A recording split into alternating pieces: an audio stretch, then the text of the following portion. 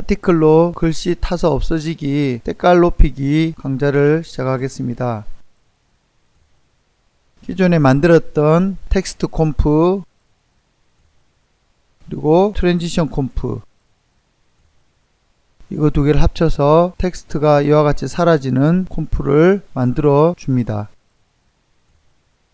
확실히 투명도가 있는 것을 알 수가 있습니다. 다음에 트랜지션 스몰 넓은 것 만들고 좁은 것 두 개를 만든 다음에 넓은 트랜지션으로 이와 같이 텍스트가 트랜지션 부분에만 보이게 되는 텍스트를 만들어 줬습니다. 트랜지션 스몰 2를 이용해서 역시 텍스트 스몰 2를 만들었습니다. 이 만들어진 것을 가지고 파티클이 날아가는 것을 만들어 보도록 하겠습니다. New Composition Particle Comp. 파티클 콤프에 먼저 텍스트 스몰을 올리겠습니다. 텍스트 스몰은 글자가 필요한 부분에만 나타나는 것입니다. 흰 부분에만 파티클이 나타나도록 해보겠습니다. New Solid Make Comp Size OK. 다음에 여기다가 이펙트 파티큘러.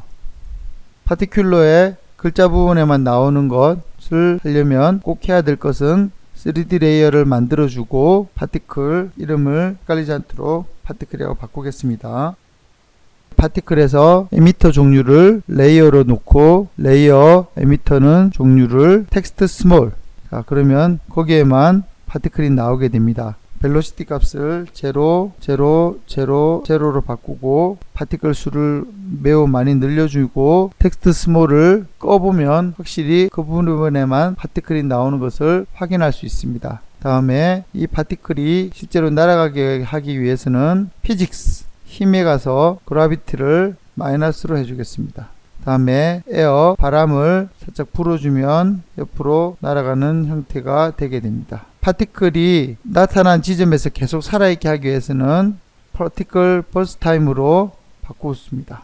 그러면 이 파티클이 그 부분에만 나타나고 있는 것을 볼 수가 있습니다. 이 파티클이 예쁘게 되려면 사이즈를 적절하게 줄여주겠습니다.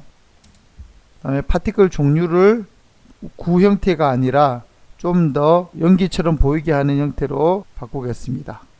파티클이 나온 다음에 파티클이 약간 꼬이게 만들어 주겠습니다. 피직스 힘에 가서 튜뷸런스에서 포지션 값을 높여주면 이와 같이 꼬이게 됩니다.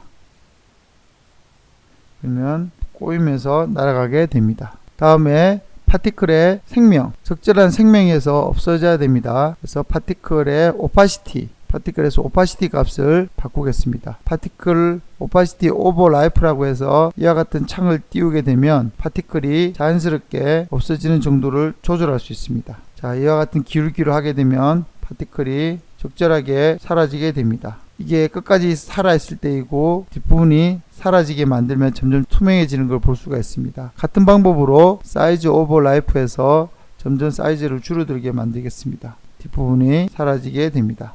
그 다음에 파티클이 좀 더 연기처럼 보여주게 하기 위해서는 훨씬 더 많은 숫자가 나와야 되고 파티클 자체에 모션 블러를 주게 됩니다. 자, 모션 블러 버튼을 켜고 마스터 모션 블러를 켜주게 되면 파티클의 앞뒤 프레임이 섞이면서 좀 더 자연스러운 느낌이 나게 됩니다. 또 하나 약간의 연기처럼 주기 위해서는 조금 흐려줘야 되는데 블러를 주도록 하겠습니다. 블러, 패스트 블러. 자, 패스트 블러 값을 줘서 약간 높여 보겠습니다. 파티클은 여전히 좀 더 많이 나와야 되겠군요. 마지막으로 파티클 칼라 값을 파티클 오버라이프를 활성화시키기 위해서는 맨 위에 있는 파티클 레이어 에미터에서 논으로 바꿔주게 되면 칼라 오버라이프가 활성화가 됩니다. 파티클 오버라이프에서 레이어 RGB 유즈를 논으로 바꿔주고 밑에 셋 컬러를 오버라이프로 바꿔주게 되면 그때부터 밑에 오버라이프를 통해서 파티클 색깔을 조절할 수 있게 됩니다. 약간 연기 같은 느낌으로 색깔을 만들어 봤습니다. 똑같은 방법으로 두 번째 파티클을 또 만들어 보겠습니다. 두 번째 파티클 스몰 2를 가지고 가고 똑같이 뉴 솔리드 이펙트 파티큘러 다음에 3D 레이어를 켜주고 에미터 종류를 레이어 에미터 선택을 해서 스몰 2 선택해 주겠습니다. 자, 이름은 파티클 2로 하겠습니다. 꺼주겠습니다. 다음에 이 부분에만 보이게 하기 위해서 파티클 개수를 늘리고 000 뿜어져 나오는 힘을 제로로 만든 다음에 파티클 버스트 타임으로 바꿔주게 되면 그 부분만 나오게 됩니다. 피직스 힘을 마이너스, 불어주는 힘을 X축은 마이너스로 해주고, 다음에 이 녀석은 좀 더 빛나는 것이기 때문에 파티클의 생명을 좀 더 작게 해주겠습니다. 다음에 파티클이 빛나는 부분은 탄 이후에 급격히 작아져야 하기 때문에 파티클의 생명을 급격히 줄여보도록 하겠습니다. 파티클 라이프, 사이즈도 급격히 줄이겠습니다. 오파시티도 급격히 줄이겠습니다. 뿜어져 나오는 양은 훨씬 더 많이 늘리겠습니다. 다음에 컬러 값을 주기 위해서 논으로 하고 오버라이프로 바꾸게 되면 컬러 값이 생기게 됩니다. 불타는 느낌의 컬러 형태로 바꿔 보겠습니다.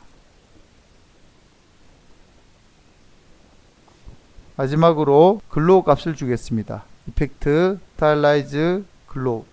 자, 글로우는 32비트일 때 제대로 빛이 나므로 컬러 계산값을 32비트로 바꿨습니다. Alt 키를 누른 상태에서 클릭을 하면 32비트 모드로 바꾸어지게 됩니다. 그렇게 해서 빛나는 정도를 조절하면 되겠습니다.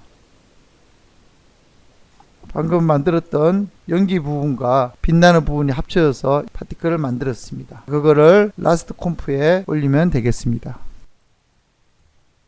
다음과 같이 만들어진 파티클을 제일 처음 만들어진 이 텍스트 레이어를 라스트 콤프에서 텍스트 레이어 위에 타고 있는 파티클을 올리고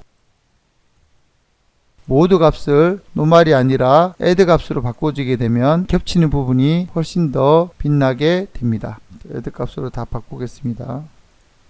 훨씬 더 빛나는 모양으로 바뀐 걸 확인할 수가 있습니다. 이와 같이 해서 색깔을 높일 수가 있습니다. 정확한 파티클의 값과 글로우 값은 개인이 만져보면서 만들어 가시기 바랍니다. 자, 이렇게 만들어진 완성된 샘플 예제를 보도록 하겠습니다. 자, 이 사용된 레이어를 확인하기 위해서 보시게 되면 파티큘러를 하나만 사용한 것이 아니고 굉장히 많은 종류를 사용하고 있어서 락이 걸린 것이 이렇게 4개나 보이는 것이 확인되고 있습니다. 자, 이거를 코주바 숨겨서 훨씬 더 보기 편하도록 고치겠습니다. 자, 다시 샘플을 보도록 하죠. 자, 램 프리뷰가 다 걸려서 이와 같이 확인을 할 수 있습니다. 이렇게 되기 위해서는 하나의 파티큘러만 쓴 것이 아니라 여러 개의 파티큘러를 사용하였습니다. 먼저 일반적으로 날아가는 연기 부분과 불티가 날려야 되겠죠. 불티 부분, 마지막으로 떨어지는 파티클, 이렇게 해서 이와 같은 형태로 만들 수가 있었습니다. 자, 떨어지는 파티클은 다른 어려운 것이 아니라 이펙트를 보시면 피직스 부분에 기본적으로 우리는 항상 에어로 해서 바람을 불어서 날리는 방식으로 사용하였는데 그게 아니라 바운스를 줄 수 있습니다. 바운스를 주게 되면 그 밑에 바운스가 활성화가 되는데요. 어떤 레이어에 바운딩 될 거냐, 그래서 솔리드를 하나 만들어서 요거를 3D 레이어로 90도로 꺾습니다. 자, 밑에 보이죠? 자, 여기에 바운스 되도록 하게 되면 튕겨나갑니다. 어렵지 않으니까 여러분들도 해보시기 바랍니다. 그리고 불에 타서 날아지는 불티 부분. 자, 불티는 많이 타버리면 안 되기 때문에 조금만 타게 했습니다. 이와 같이 얇은 트랙 매트를 만들었고요. 연기 나는 부분. 연기가 나는 거는 많이 타야 되니까 이렇게 넓은 부분을 또 트랙 매트로 사용하였습니다. 물론 빛나는 부분이 떨어지는 것도 넓으면 안 되니까 좁은 부분을 사용했죠. 좁은 매트를 사용하고 있습니다. 이와 같이 했고, 또 알아봐야 될 것은 여기 나오는 이 연기는 기본적으로 작은 형태인데 여기 블러 값을 줬습니다. 이 블러를 끄게 되면 이와 같이 가루가 됩니다. 어색하죠? 이거를 오히려 블러를 줌으로써 마치 연기처럼 보이도록 이렇게 만들 수가 있습니다. 이와 같이 연기처럼 보이고, 다음에 글로우를 줘서 약간 빛나게 만드는 것이 중요합니다. 특히 떨어지는 요 이펙트의 글로우는 아주 중요한 효과를 가지고 있습니다. 자, 이런 게 떨어지는 것이 불티처럼 떨어지죠. 날리는 불티들도 마찬가지로 글로우 값을 잘 줬습니다.